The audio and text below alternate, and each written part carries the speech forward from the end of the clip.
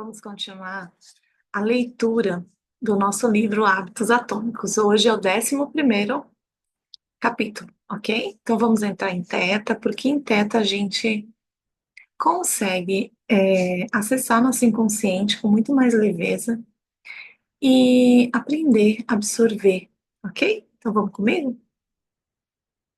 Vou compartilhar um áudio com vocês.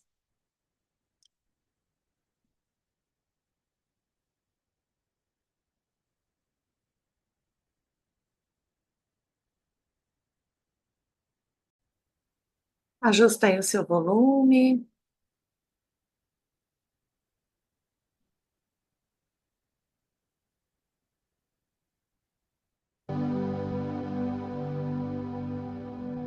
Só respira.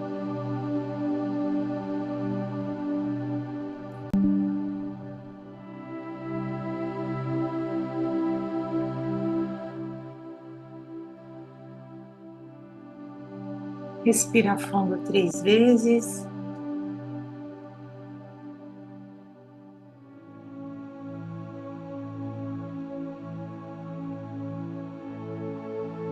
Leva a atenção lá para o centro do peito, para o seu coração.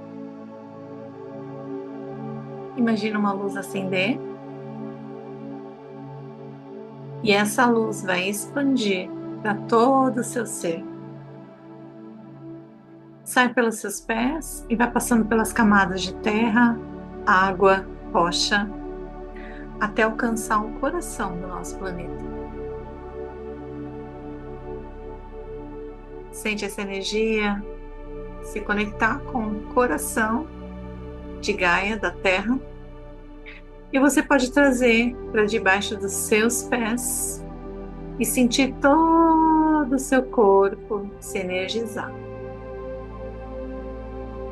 E no nível molecular, você e o lugar onde você está sentado, a sua cadeira, se tornam um.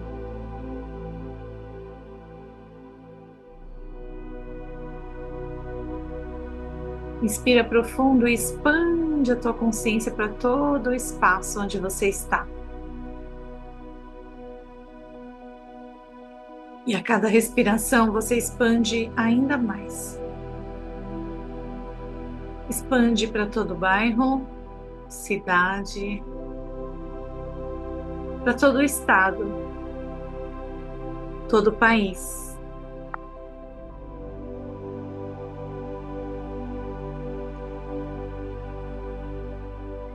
Inspira profundo, expande todo mundo.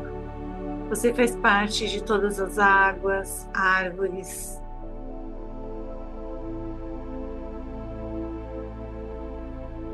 Você sente a energia do planeta.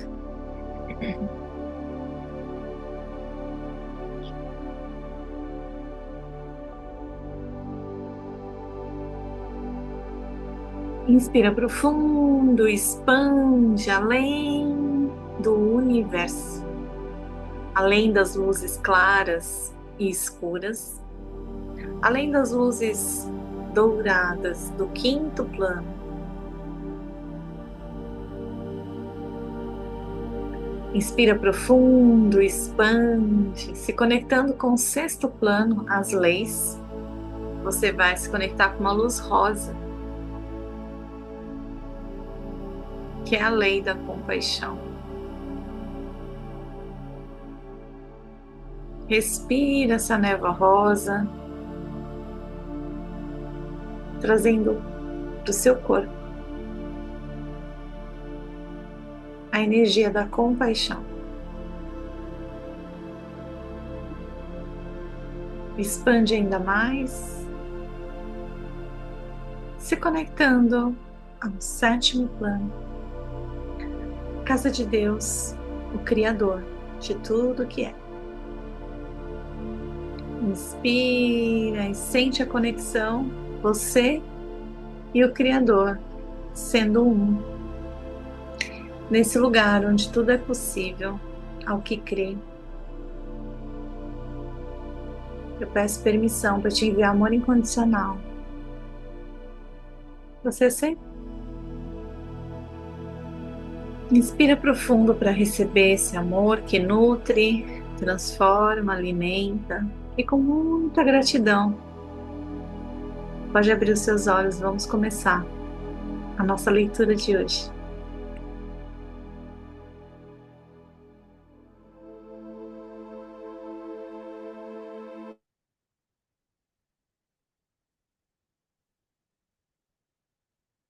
Vou compartilhar o livro aqui.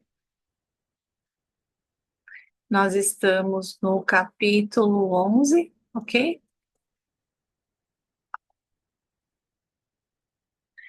Na página 160.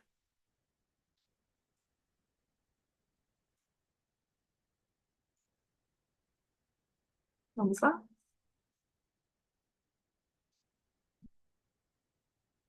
Capítulo 11 do livro Hábitos Atômicos. Caminhe lentamente, mas jamais recue. No primeiro dia de aula, Jerry, professor da Universidade da Flórida, dividiu seus estudantes de fotografia em dois grupos. Todos no lado esquerdo da sala de aula, ele explicou, estariam no grupo quantidade. Eles seriam avaliados apenas pela quantidade de trabalho que produzissem. No último dia de aula, ele registraria o número de fotos enviadas por cada aluno. 100 fotos significariam nota A, 90 fotos B, 80 fotos C e assim por diante.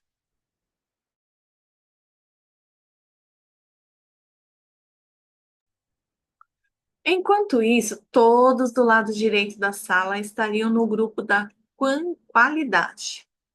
Eles seriam avaliados apenas pela excelência do seu trabalho.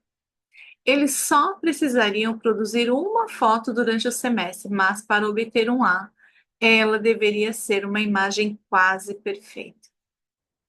No final do prazo, ele ficou surpreso ao descobrir que todas as melhores fotos foram produzidas pelo grupo da quantidade durante o semestre. Esses alunos estavam ocupados fazendo fotos, experimentando a exposição, a iluminação.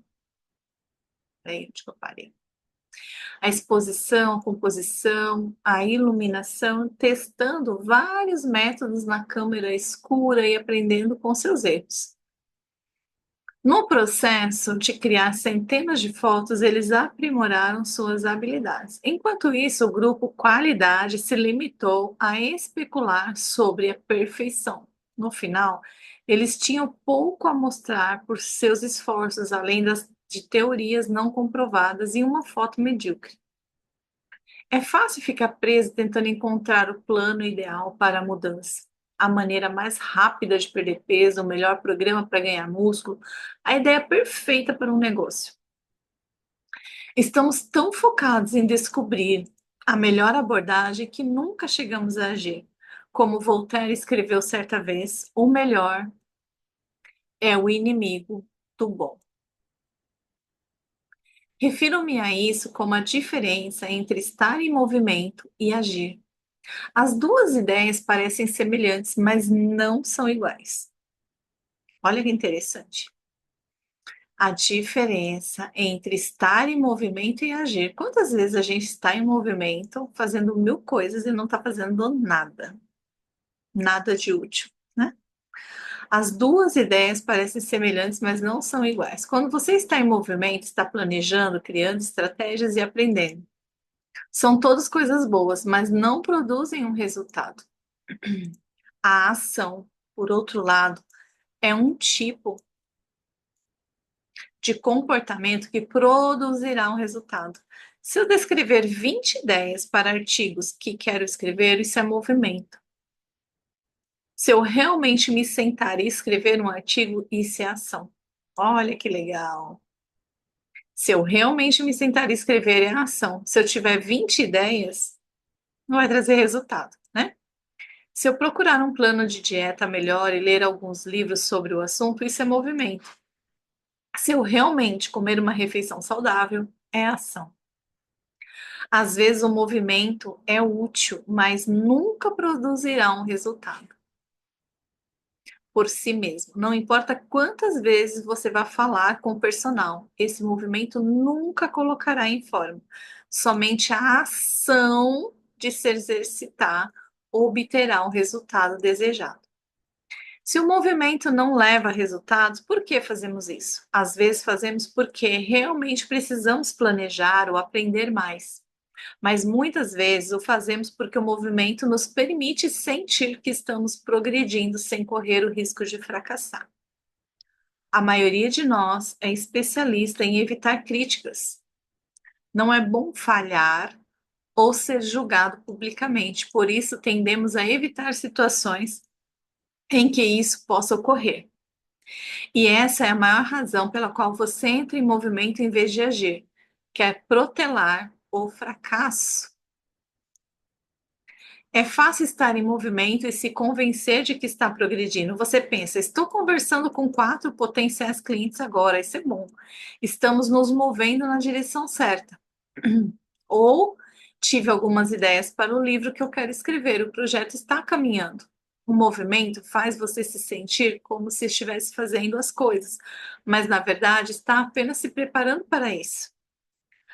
Quando a preparação se torna uma forma de procrastinação, é preciso implementar mudanças. Você não quer apenas planejar, quer praticar.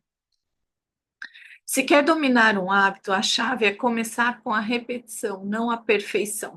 Olha só.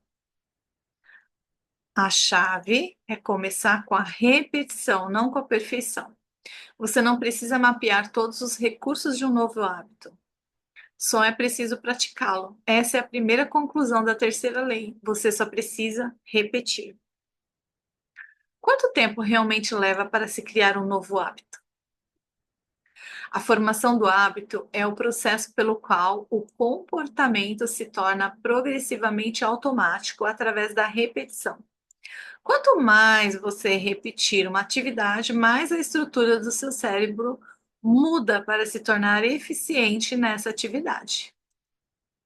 Neurocientistas chamam isso de potenciação de longa duração, que se refere ao fortalecimento das conexões entre os neurônios do cérebro com base nos padrões recentes de atividade. A cada repetição, a sinalização entre as células melhora e as conexões neurais se fortalecem. Descrito pela primeira vez pelo neuropsicólogo Donald Hebb em 1949, esse fenômeno é comumente conhecido como Lei de Hebb. Neurônios que disparam juntos permanecem conectados.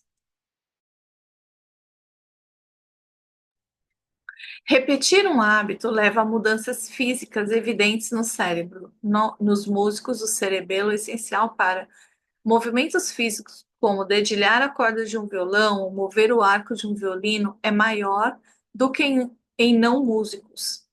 Já os matemáticos têm mais massa cinzenta no lóbulo parietal inferior, que desempenha um papel fundamental na computação e no cálculo. Seu tamanho está diretamente correlacionado com a quantidade de tempo gasto no campo.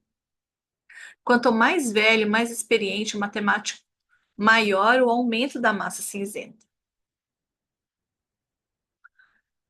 Quando cientistas analisaram o cérebro dos motoristas de táxis de Londres, descobriram que o hipocampo, uma região do cérebro envolvida na memória espacial, era significativamente maior em taxistas do que em não taxistas. Ainda mais fascinante, o hipocampo diminuía de tamanho quando o motorista se aposentava. Como os músculos do corpo que respondem ao treinamento regular com peso, determinadas regiões do cérebro se adaptam à medida que são usadas e atrofiam à medida que são abandonadas.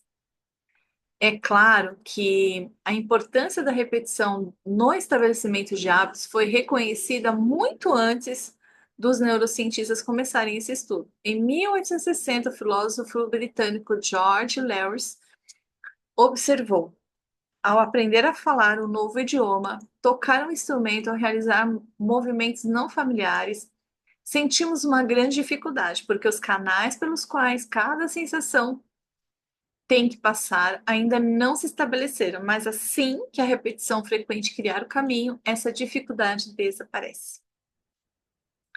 As ações se tornam tão automáticas que podem ser realizadas enquanto a mente está envolvida em outra atividade.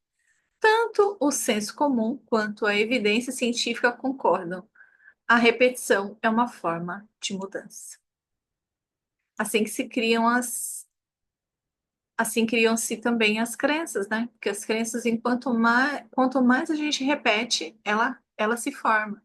A gente escuta tanto, tanto, tanto, tanto, tanto que dinheiro é sujo, que dinheiro não dá em árvore, que a gente realmente começa a acreditar naquilo. Nosso inconsciente acredita.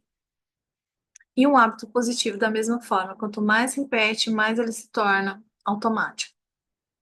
Cada vez que repete uma ação, você está ativando determinado circuito neural associado a esse hábito.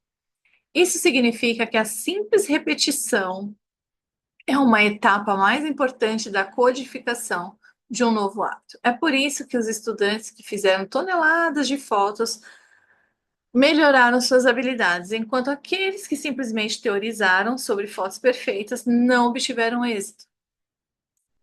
Um grupo estava engajado na prática ativa, o outro na aprendizagem passiva. Um em ação e o outro em movimento. Todos os hábitos seguem uma trajetória similar da prática esforçada, até o comportamento automático, um processo conhecido como automaticidade. Automaticidade é a capacidade de realizar um comportamento sem pensar em cada passo. O que ocorre quando a mente não consciente assume controle. É mais ou menos assim. Automaticidade, repetições, linha do alto. Aqui, ó, você faz as repetições e aqui você torna um hábito, né? Repete, repete, repete, criou o hábito.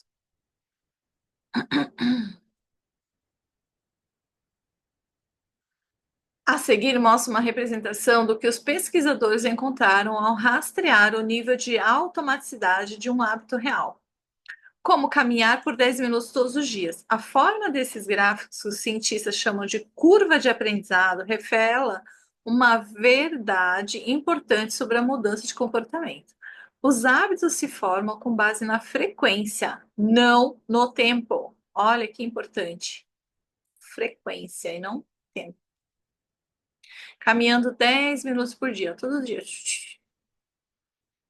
Esse gráfico mostra alguém que construiu o hábito de caminhar 10 minutos por dia após o café da manhã todos os dias. Observe que à medida que as repetições aumentam, o mesmo acontece com a automaticidade, até que o comportamento seja tão fácil e automático quanto possível. Uma das perguntas mais comuns que ouço é: quanto tempo é preciso para construir um novo hábito? Mas o que as pessoas realmente deveriam perguntar é: quantas vezes são necessárias para formar um novo hábito? Ou seja, quantas repetições são necessárias para tornar um hábito automático?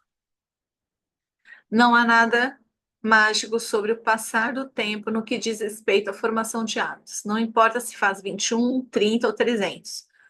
O que importa é a taxa em que executa o comportamento. Você poderia fazer algo 2 vezes em 30 dias ou 200.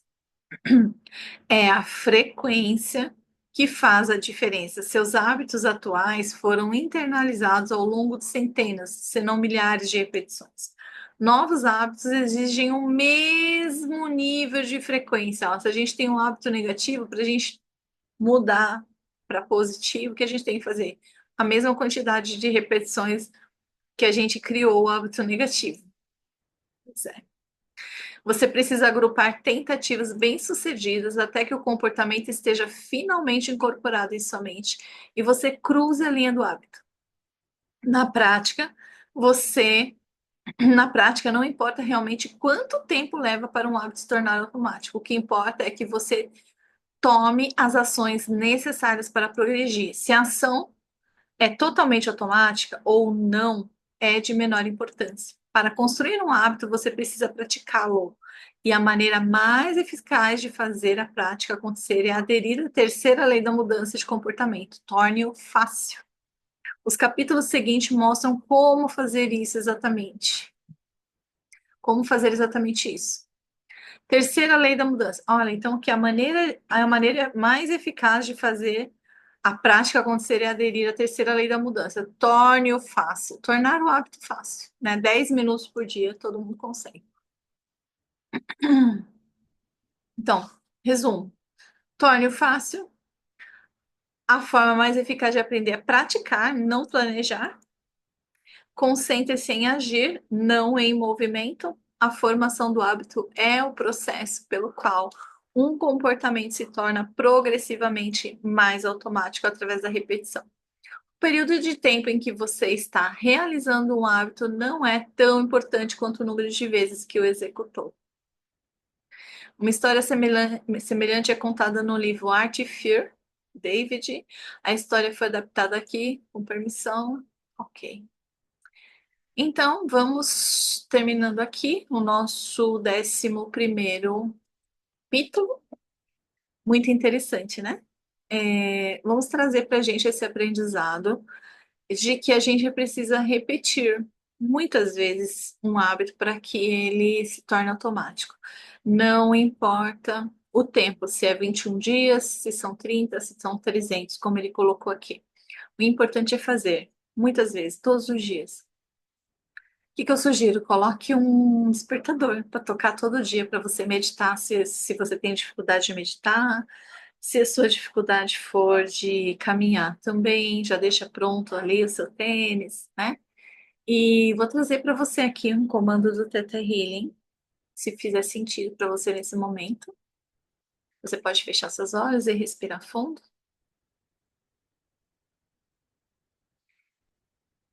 Você permite te trazer o sentimento e a sensação de que é totalmente seguro, possível e permitido criar novos hábitos. Que é seguro criar novos hábitos. Que é seguro mudar hábitos negativos para hábitos positivos. E que a chave é a repetição e que você já sabe começar a repetir novos hábitos. Respira. Que você já sabe agir na perspectiva do Criador. Caminhar dia a dia, mês a mês, repetindo os seus novos hábitos, sem pressa, simplesmente com constância. E você já sabe o que é constância a partir do Criador. Aceita? Respira bem fundo. Muito bem, pode abrir seus olhos. Eu quero que você deixe aqui para mim, nos comentários, qual o insight que você teve com essa leitura desse capítulo. Se você já implementou alguma mudança na sua vida, qual foi a mudança? E sugestões, né, de downloads, o que, que veio aí de insight para você, coloca aqui embaixo para mim, que eu trago no próximo capítulo, ok? Gratidão.